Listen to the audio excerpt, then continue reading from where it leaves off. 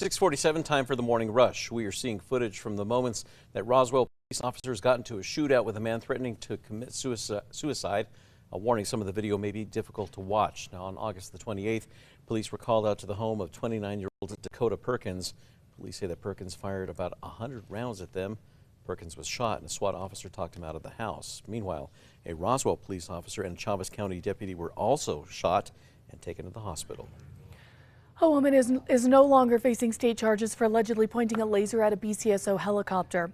BCSO pilots were working on an auto theft operation this summer when a blue laser blinded them. They then tracked down 25-year-old Lainey McDonald, who they say pointed the laser. But in court, Judge Shanetta Estrada said there is no law in New Mexico for that crime. A grand jury will be presented with the case against a driver who police say hit and killed a UNM hospital nurse. Last month, police say that 42-year-old Brian Boyce hit and killed Alec Montoya, an emergency pediatric nurse, while speeding down Lomas. Right now, he is only charged with leaving the scene of an accident. Ryan. And a very warm start to November as temperatures for almost every day but November 9th have been above normal. And Wednesday, yesterday, temperatures in the 70s, records were broken. And we're going to continue to see the very warm weather up until Sunday. Temperatures will drop. A New Mexico senator is calling for the shutdown of an ICE detention center in Torrance County after the federal government failed to extend its contract with the county. Immigration and Customs Enforcement deal with the Torrance County detention facility in Estancia has been expired since October 31st. However, ICE continues to hold detainees there. Albuquerque Crime Stoppers is asking for your help as police investigate a string of burglaries. Investigators say between October the 22nd and 23rd, 3 suspects broke into businesses and stole items, causing $150,000 of property damage. The incidents occurred in the area of Taylor Ranch and Golf Course Roads. Anyone with information is asked to call 505-843-STOP. People in Santa Fe can expect more sanctioned homeless communities after the council approved more pallet home sites. Earlier this week, the City Council passed a resolution that paves the way for micro-pallet communities in each district of the city. The first site was opened last year at Santa Fe's Christ Lutheran Church. The second site planned will be on Richards Avenue near Rodeo and Cerrillos Road. Ryan. And temperatures will continue to start to do a little bit of a roller coaster effect. Now, we're leaning warmer than normal November 22nd to the 28th, leading up to Thanksgiving in eastern and southern New Mexico, leaning a bit cooler than normal in the western areas. Still likely wetter than normal, so after the next couple of days, it does appear that some precipitation will more likely fall. A brand of baby formula has now been recalled as state health officials urge people to stop using it.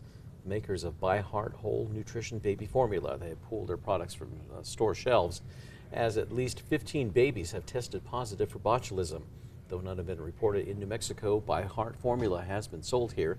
Symptoms of infant botulism include poor feeding, loss of head control, and difficulty swallowing. Recent groundwater sampling has revealed that a toxic chromium plume at Los Alamos National Labs unexpectedly spread into nearby Pueblo land. It was believed that the plume was contained, but the state environmental department says some was detected on the Pueblo de San Ildefonso. The department is tracking the plume and says there is no imminent threat to the drinking water. This year's Christmas tree that will soon be on display at our nation's capital made a pit stop here in Albuquerque as it made its journey across the country. New Mexico State Police shared a video of the officers escorting the tree. Locals were invited out to Balloon Fiesta Park to see it, and this year's capital tree, Silver Bell, comes from Nevada. Ryan.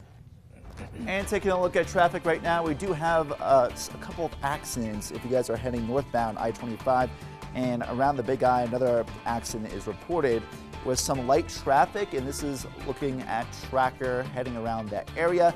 You can see some more cars on the roadways and trucks, but traffic is moving along mostly up to speed, and more updates later on. There's a new trend of people opting for a turkeyless Thanksgiving. I don't get it. The USDA's Economic Research Service says fewer Americans are carving into turkey these days. Some blame an increase in price and outbreaks. Others say it's changing diets. For some, they just don't really like turkey. Despite the growing trend, many others have no plans to mess with the tradition. And now it's time for the 5 facts. At number 5, some New Mexico preschoolers are already getting the chance to get a head start on the future. This new pilot program is in a handful of schools in Corona, Mosquero, and Loving. Activities include visiting a farm, having guest speakers, or incorporating career skills and lessons. Project leaders say if kids have an idea of what they want to do at a young age, they can take the right courses in high school, helping them get into the right college or trade school. At number 4, recent groundwater sampling has revealed that a toxic chromium plume at Los Alamos National Labs unexpectedly spread into nearby Pueblo land. From the 1950s to the 70s, lab staff flushed contaminated waters from its non-nuclear power plant into the Sandia Canyon. It was believed that the plume was contained, but the state environmental department says that some was detected on the Pueblo de San Ildefonso. Now, the department is now tracking the plume and says that there's no imminent threat to drinking water. And at number 3, we're going to be seeing record to near record high temperatures. Carlsbad, your previous record on this day, 84, reaching 88 degrees today. The previous daily record high in Hobbs, 77, reaching 85 this afternoon.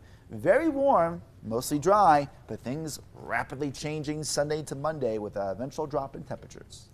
At number 2, people in Santa Fe can expect more sanctioned homeless communities after the council approved more pallet home sites. Now, earlier this week, the city council passed a resolution that paves the way for micro pallet communities in each district of the city.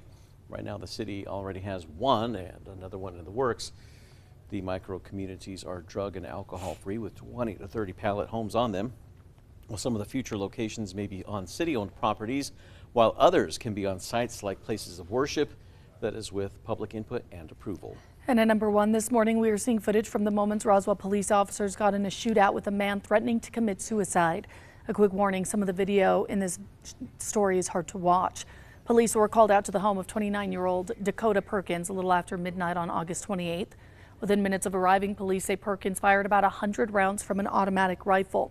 Shortly after, shots were fired. New Mexico State Police and the Roswell SWAT team came in to assist. SWAT officers shot Perkins. That's when he decided to negotiate his surrender over the phone. Officers take Perkins to a local hospital to treat his gunshot wound. One Roswell police officer was shot in the neck and Travis County deputy in the arm. Both were treated for their injuries. Perkins is now facing 8 felony charges.